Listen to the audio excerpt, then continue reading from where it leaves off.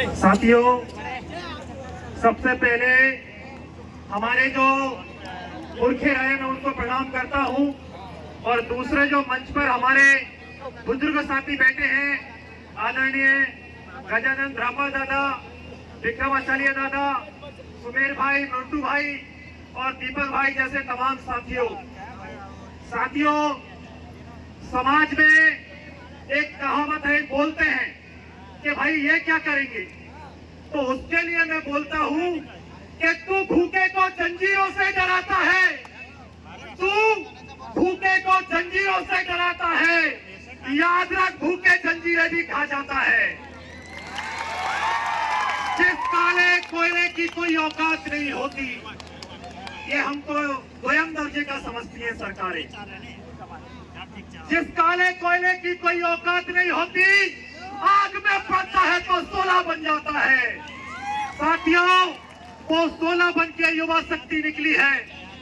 आज हमारे बीच में 3 पीढ़ों पर हमला है। मुझे खुशी हुई कि मोन्टू दादा यहाँ पर आए, जो हमारी सड़क की बात को विधानसभा में उठाएंगे। मुझे उम्मीद है ये बात।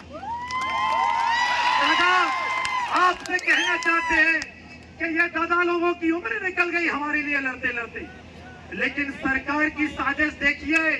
उन्होंने कहा कि न आने वाली नस्ल आएगी और न संघर्ष होगा, न लड़ाई होगा। मध्य प्रदेश के अंदर 94,000 स्कूल बंद करने की एक घोषणा सरकार कर रही है। 94,000 स्कूल मध्य प्रदेश के अंदर बंद होंगे। 5,000 स्कूल आदिवासी क्षेत्र में बंद हो चुके हैं और 1,500 कॉलेज बंद करने की नीति ये सरकार लेकर आई। आप बताइए कि हमारा बच्चे का भविष्य क्या होगा?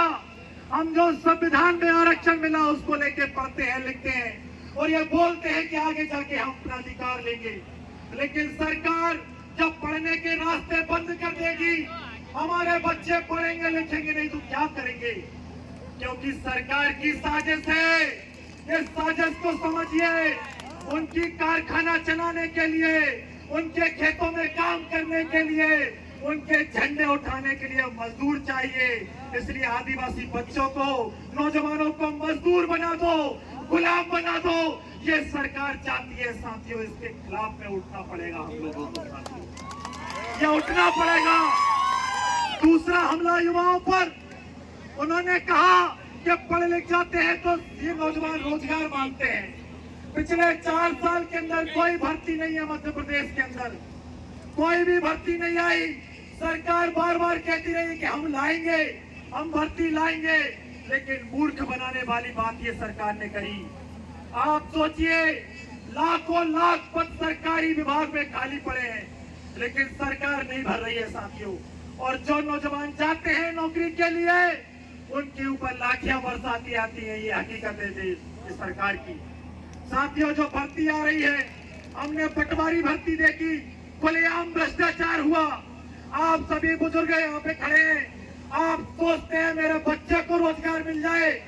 बताइए कैसे मिलेगा जब ये भ्रष्टाचारी लोग गद्दी पर बैठे हैं? आपकी नौकरी तो कोई और खा रहा है, आपके बच्चे की नौकरी तो कोई और आ रहा है। इंदौर से आया हूँ। हमारे गांव के बच्चे जोमेटो चलाते हैं, डिलीवरी बॉय का काम करते हैं, शादी पार्टियों में जाकर खाना परोसने का काम करते हैं, आधा आधा पेट भूख करने के पढ़ाई करते हैं, लेकिन ये सरकार उनकी हिस्से की नौकरियां तक खा जाती है। साथियों, अब ना पत्थरों से शिकायत करेंगे हम, अपने ही आईने की खुद हिफाजत करेंगे हम। हक मांगना जबर बगावत है साथियों, ऐसी बगावत को मार करेंगे हम।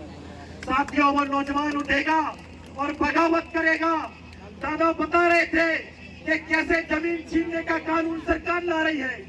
2006 का जो कानून हमको देता है जमीन का अधिकार, ये लोग वन संरक्षण संवर्धन अधिनियम 2022 लेकर आए हैं। अभी मध्य प्रदेश सरकार ने 37 लाख हेक्टेयर जंगल प्राइवेट करने की घोषणा करी है। आप लोग आदिवासी दिवस मना रहे हैं, हम बढ़िया खुश हो रहे हैं, नाच रहे, गा रहे हैं, लेकिन सरकार ने हमारे गर्दनों पर तलवार रखने की योजना विधानसभाओं में बना ली है। आप बताइए, 47 लाख हेक्टेयर भूमि मतलब क्या है? लाखों गांव, और लाखों गांव मतलब अगर प्राइवेट कंपनी लेगी तो जंगलों में कौन रहता है? उन जंगलों में आदिवासी रहता है, मछुआरा रहता है, उसमें बलोचपन पे जिंदे रहने वाले मजदूर रहते हैं। सारी की सारे के पेट पर लात मारने का कानून ये सरकार बनाई है।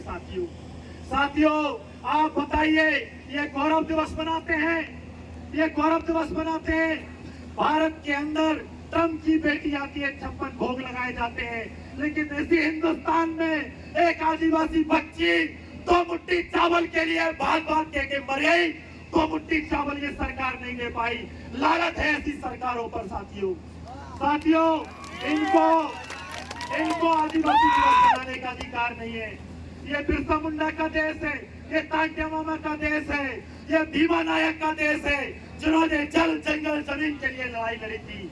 हम लोग बिरसा मुंडा का 125वां शहादत दिवस मना रहे हैं।